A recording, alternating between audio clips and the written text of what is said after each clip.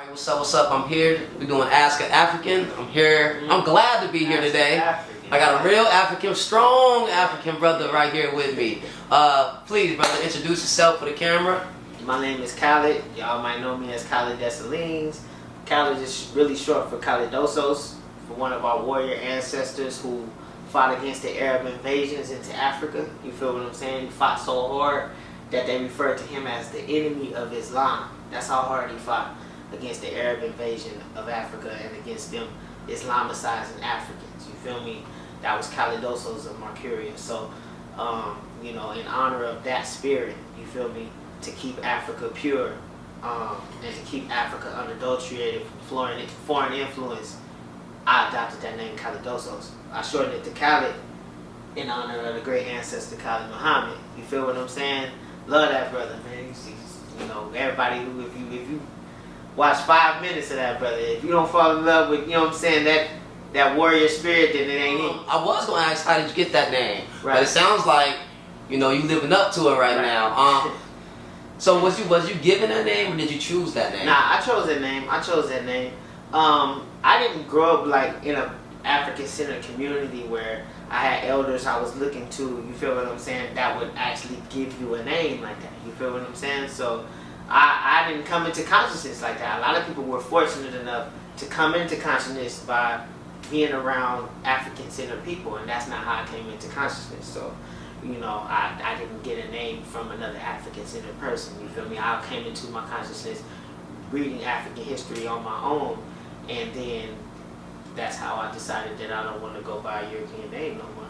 You understand what I'm saying? And I chose a warrior. Okay, thank you. So getting into that, we're gonna go into how we got you here. How long have you had that name? Probably since 2014. I've had the name. This mind state since 2010. You said you wasn't reared up in consciousness. So where you from, brother? I'm from Cali. I'm from Southern California, San Bernardino, California. That's what it Born is. and raised. Okay, Yeah. that's what it is. Yeah. I.e. Desert. Yeah. All right. So, what led you here today? What sparked your journey in African truth and history? I would have to say, you know, it's funny because, you know, a lot of people, either when you go to jail, when you go to prison, it do several different things to people. Some people come out better, some people come out worse, some people come out African-centered. You feel what I'm saying? And that's what happened to me. Like when I was 15, I went to YA for robbery, armed robbery. So I did almost 5 years at that time. You feel me? And when I was back there, I wasn't really ready for it yet. I was still gangbanging. I was, you know what I mean? I was active. I was wilding. When I was back there though, when I was in that facility, a brother introduced me to the ISIS papers. He introduced me to a book called Blacked Out Through Whitewash. You feel me? Where it talks about a lot of black historical events and black historical people who have been blacked out of history by whitewashing of history. I was exposed. There was a Black Panther that, even though he was, you know, like 24 years old, he was a young Black Panther who gave me some political perspective. But again, at that time, me being 15, 16, 17, 18, those are the years that I was there. You know, it planted seeds. It wasn't like, oh, you know, I was woke. You feel what I'm saying? I was conscious from that point forward. Now, Right. It planted those seeds though, and they grew. You feel what I'm saying? And so, like, maybe around 2008, 2007, that's when I remembered all of that stuff, and I decided to start reading those books. I got Dr. Cress Wilson, ISIS papers. I ended up getting Eldridge Cleaver Solo Nice. He's a coon, he's a weirdo. You know, He's a rapist. A rapist deserving of death. But his political perspective in the book, I was appreciative of what he had brought. You know what I mean? I wasn't fully coming to the realization until you get to the part in the book where he admits to being a rapist. You're like, dang, what the hell? You feel me? Y'all let him be the leader, Right? the you know, political leader in the Black Power movement, like. And those are things, you know, it's funny because we was talking about earlier about how it's our responsibility to carry things forward from where those who came before us, you understand what I'm saying? So, like, that's something that should never go down. You feel me? Like, maybe at that time, they made that mistake of allowing people, because he wrote really well and he articulated himself really well. He articulated the struggle and the movement really well in a lot of areas, so they allowed him to be part of the movement. Today, that should not fly, ever. You feel what I'm saying? Somebody with that type of mentality professing that kind of undying love for white women, that shit is. I don't know if you allow cussing on you, but that is. No, go ahead, brother. Express yourself. That book is horrible, and when it gets into all of that, you feel me? So, but anyways, yeah, it was those type of things that woke me up, and honestly, it wasn't until around like 2009 when I was still a believer in the Bible. You feel me? I was raised by Jehovah's Witness parents. Wow. Believe it or not. I tell you what, off that. You wouldn't even believe it. Yeah. You know, from your presentation and your knowledge, wouldn't even believe it. Man, Jehovah's Witnesses are I can't think of a more top level brainwash beyond probably Islam. Islam is probably number one in terms of the level of brainwash that religion does to black people. I think Jehovah's Witnesses are number two. You feel me? Mm-hmm. I don't think there's nothing higher than that. You feel me? In terms of how deep it grasps their soul and their mind away from being truly African and black. I don't know if you want to get into that or not. I don't know. We get into it, but you did hit on something I did want to touch on. We're talking about leadership and us picking bad leadership.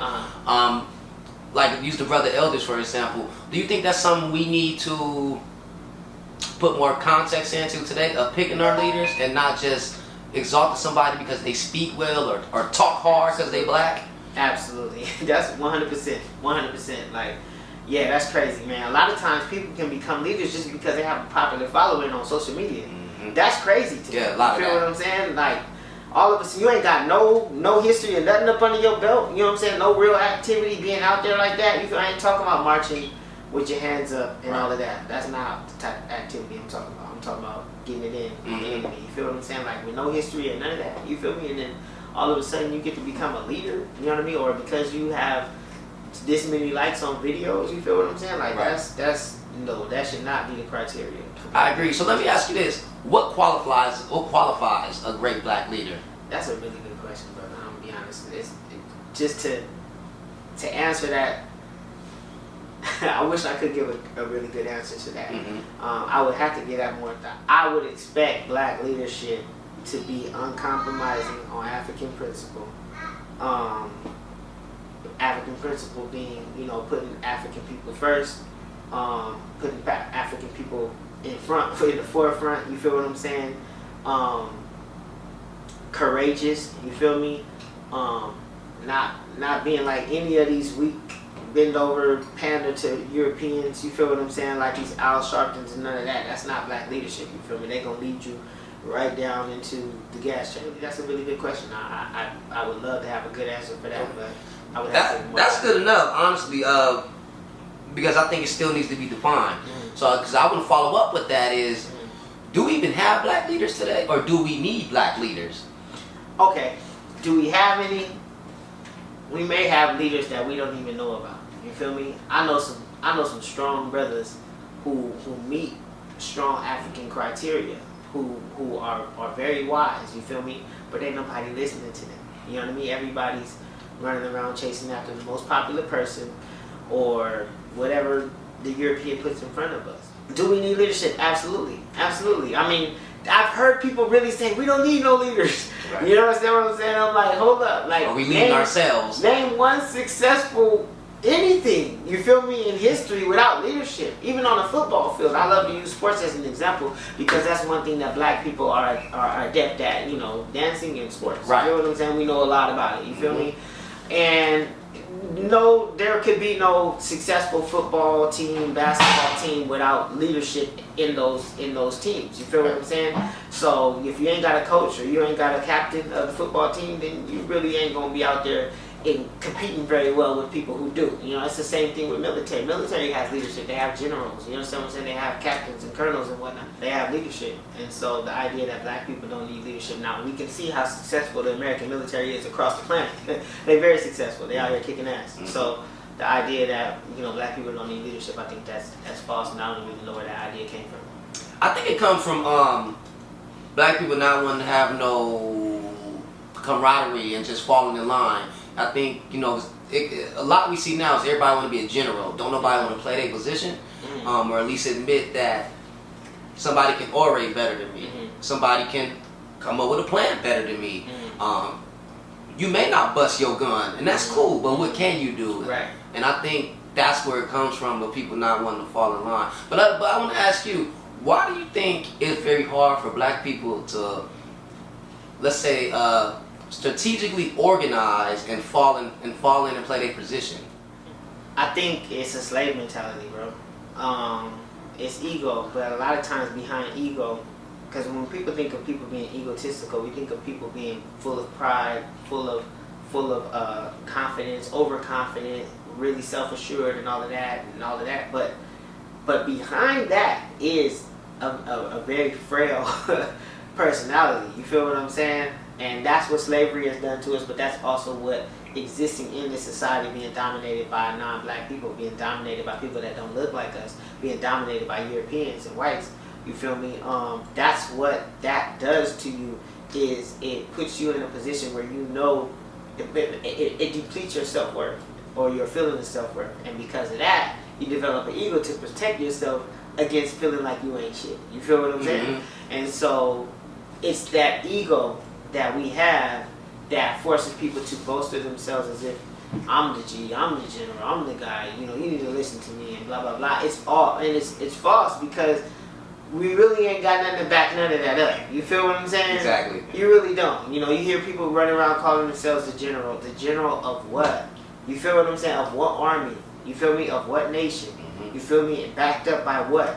You feel me? How you enforcing that? You feel me? Who's stepping to your command? And really, can you compete with the other general? Can you compete with Colin Powell? You feel me? Are you on a level to even say anything to this man? You feel what I'm saying? So it's like that's just false personality. Titles, you got to compare yourself to other people that have that title and say, do I have an army? Do I have people backing me? Right. Do I got the funding to really fight this war? Right. I guess the question really is like, what are you the general of? What you're saying, and what is your agenda, and where are you going? Right. Yep. Yeah. Okay. I agree with that. So we're gonna jump back into one question.